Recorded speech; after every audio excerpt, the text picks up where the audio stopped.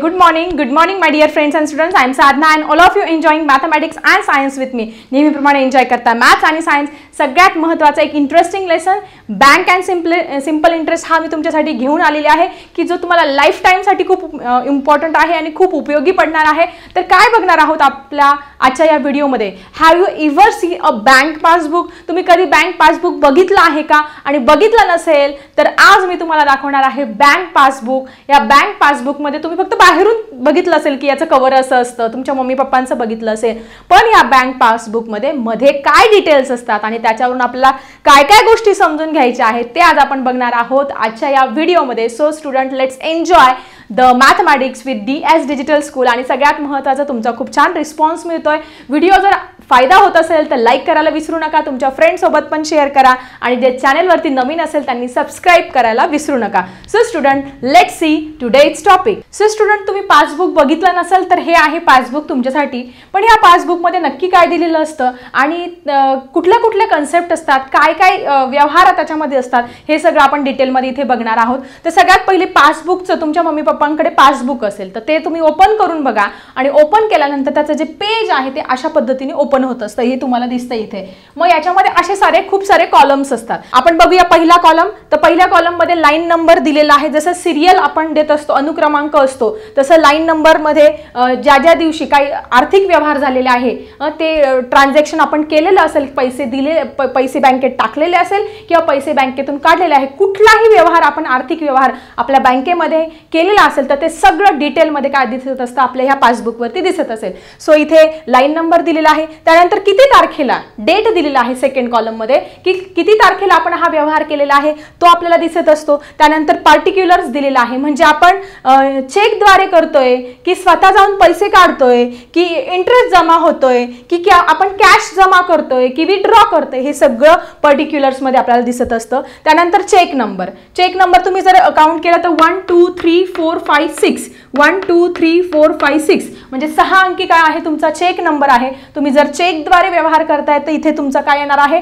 म्हणजे अगदी detail transparent बँकेचा व्यवहार काय असतो, अगदी ट्रान्सपरंट असतो. अशा पद्धतीने सगळं डिटेलमध्ये हे दिसत असतं. मग हा चेक नंबर तुम्हाला 6 अंकी लक्षात ठेवायचा आहे की चेक नंबर किती असतो, 6 अंकी असतो. तो चेक नंबर तुम्हाला दिसेल. त्यानंतर अमाऊंट विथड्रॉन म्हणजे आपण किती अमाऊंट काढली. समजा तुम्हाला काही वस्तू घ्यायची आहे किंवा काही आर्थिक व्यवहार करायचे आहे, तुमची फी जमा करायची आहे.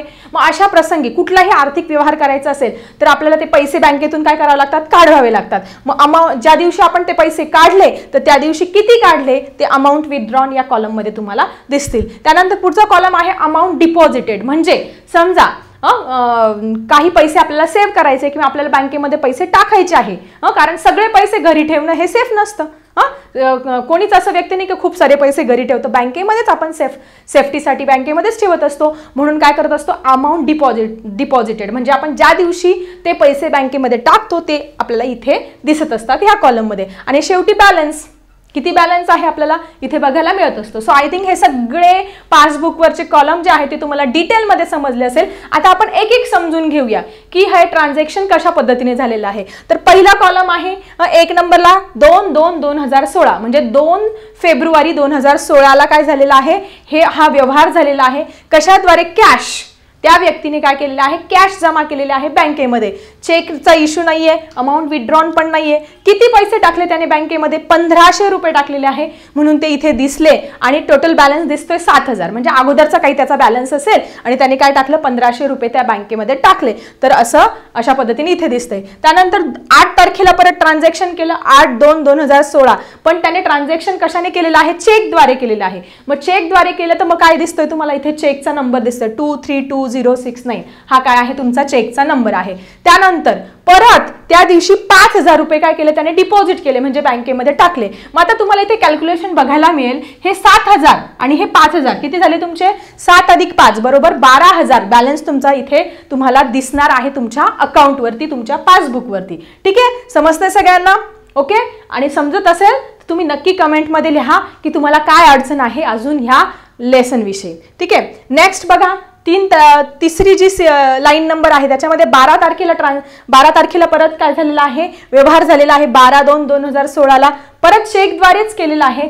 त्यानंतर तिथे चेकचा नंबर दिसतोय, पण या दिवशी काय केलेलं आहे, त्या व्यक्तीने अमाऊंट विथड्रॉन केलेले आहे, म्हणजे काय केले, पैसे बँकेतून काढलेले आहे. किती पैसे काढले त्याने, 3000 रुपये काढलेले आहे बँकेतून. मग आता काय होणार आहे बाळांनो, इथे 3000 काढल्यामुळे आपले जे 12000 रुपये रक्कम होती त्या 12000 रुपयामधून आपण 3000 जर मायनस केले तर आपली बॅलन्स किती दाखवणार आहे, त्या दिवशीचा 9000 रुपये एवढा बॅलन्स दाखवणार आहे. कारण आपण पैसे काढल्यानंतर ते काय होणार आहे, ऑब्विसली मायनस होणार आहे. पैसे टाकल्यानंतर काय होणार आहे, ते प्लस होणार आहे. ठीक आहे, साधं इथे लॉजिक आहे. त्याच्यानंतर बघा परत एकदा ट्रान्झॅक्शन झालेलं आहे 15/2/2016 ला. सेल्फ, तो व्यक्ती स्वतः गेला बँकेमध्ये, स्वतः गेला आणि हे व्यवहार केलेले आहे. काय केलं त्याने, परत 1500 रुपये काढले.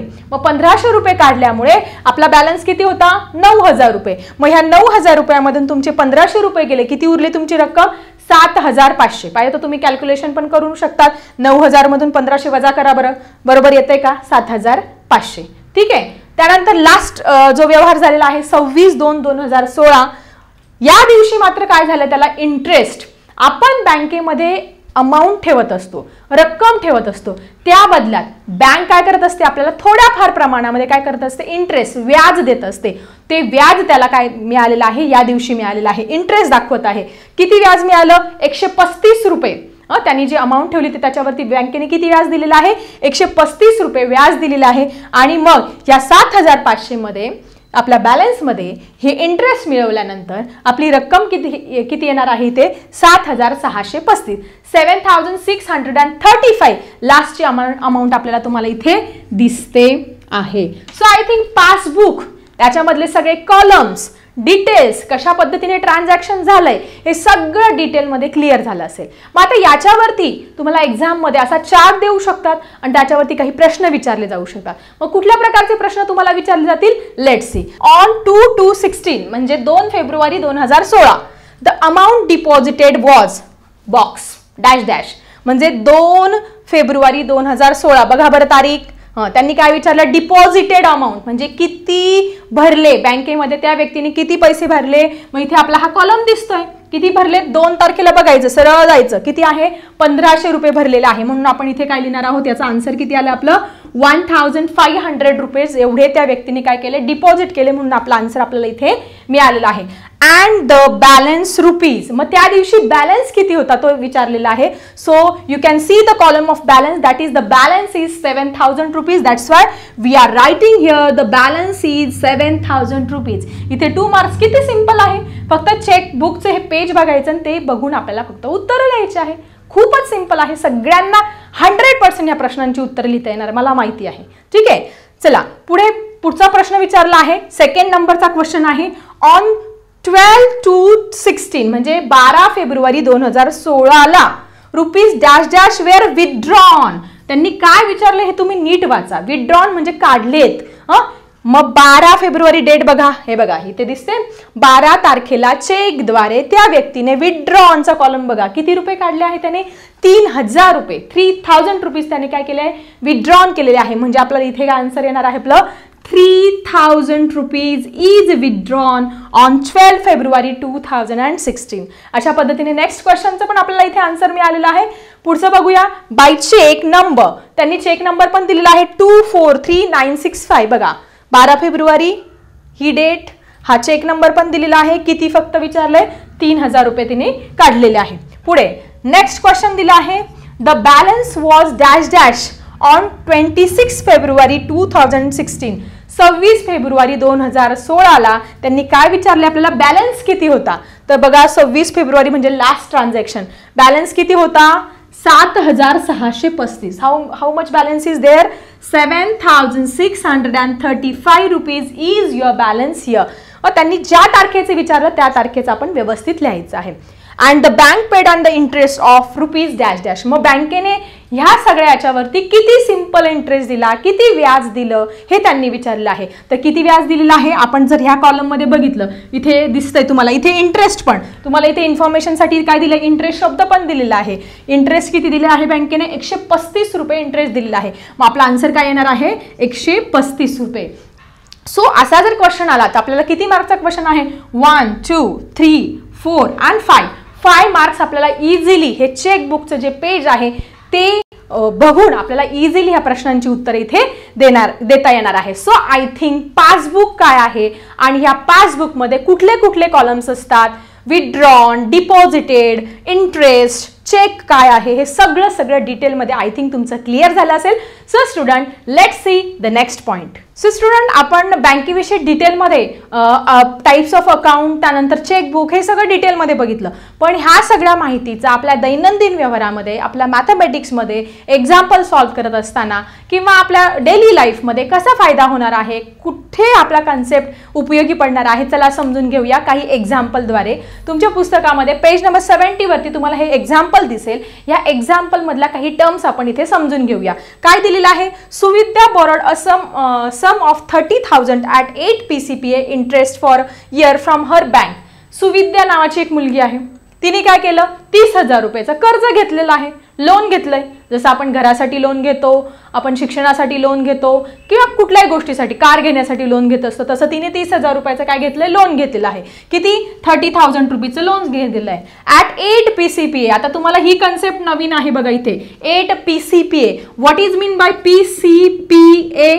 So it's full form is % per annum, म्हणजे दर साल, दर शेकडा, दशे मराठीमध्ये काय म्हणतात, दर साल, दर शेकडा 8% ह्या इंटरेस्टने तिने 30,000 रुपये बँकेकडून काय घेतले, लोन घेतले आहे. मग रेट ऑफ इंटरेस्ट काय झाला तुमचा, 8 इथे झालेला आहे. PCPAचा फुल फॉर्म सगळ्यांनी लक्षात ठेवायचा आहे, % per annum. For year, for a year. आता इथे बघा, कन्फ्यूज होऊ नका. अ इयर म्हणजे काय, एका वर्षासाठी तिने घेतलेलं आहे.